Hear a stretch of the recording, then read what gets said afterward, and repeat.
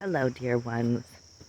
Just wanted to share the beauty of this path with you and also realization that I'm having. So, we just moved in to a house. This is the first time I've lived in a house, I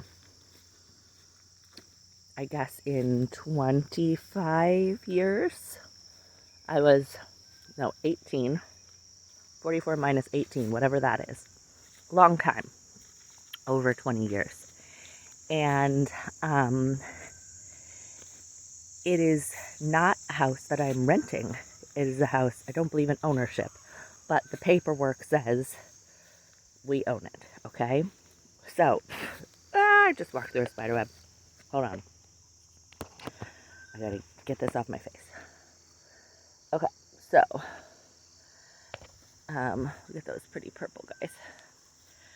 So, this is happening in the same year where I started my own business, okay? So the first time in my life that I have had no boss, no landlord, no parent, no partner.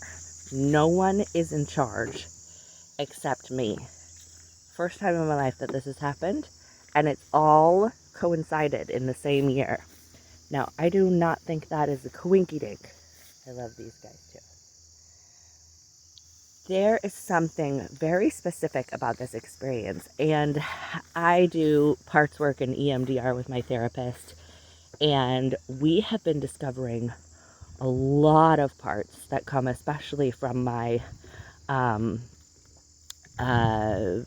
conservative Christian, evangelical Christian upbringing that have to do with this concept of the umbrella of authority, that I was raised as a assigned female at birth person to believe that God was the umbrella, grand umbrella, over the pastor, who is a little bit smaller umbrella, over the father or husband, who is a little bit smaller umbrella, over the mother, who was over a little bit smaller umbrella, over the children.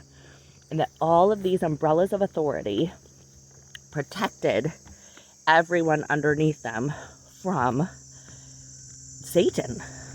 And that if you got out of the umbrella of authority, then you could get zapped, gotten by Satan. So growing up with this really affected these young parts of me. And as you may know from, if you have familiarity with internal family system or parts work, these parts sort of developmentally stay exactly the same. Look at this one little guy, has a little tiny baby forest on it. Everybody else side posts are clear, but this one has a little forest. What is special about you? So pretty. I love this kind of whatever it is. So, this is so interesting to me. So all of these parts are fairly unnerved. They're freaking out about being in charge. They keep saying, this is what they keep saying. They don't think they're in charge. They keep saying, who's in charge? Who's in charge? There's nobody in charge, okay? And I had quite a snafu with the first contractor, and not an easy time with the second contractor as we renovated the house. And I tried to get somebody else to be in charge, somebody to protect me. I got a lawyer. I got a construction monitor, who was this woman who was supposed to keep track of things and help me advocate. I got I wanted the realtor to stand up for me. I wanted the bank to stand up for me. All these things. No one would do it because none of them were in charge of this situation. I am in charge of this situation. Even the lawyer, I think lawyers are, no offense if you're a lawyer, my experience of lawyers has been that nothing much happens. A lot of money gets spent and nothing much happens. So it's just fascinating to me to notice how this feels in my body, how uncomfortable it feels, to notice how these parts are really freaked out, to notice what does it mean to be in charge, because ultimately it's a fabulous metaphor for, even if I am an employee who's renting, ultimately I am the only one in charge of my life.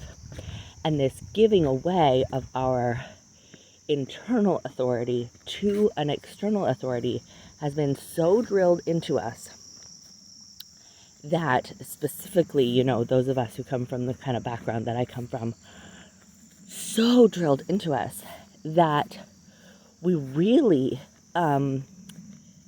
are disconnected from this internal sense of authority.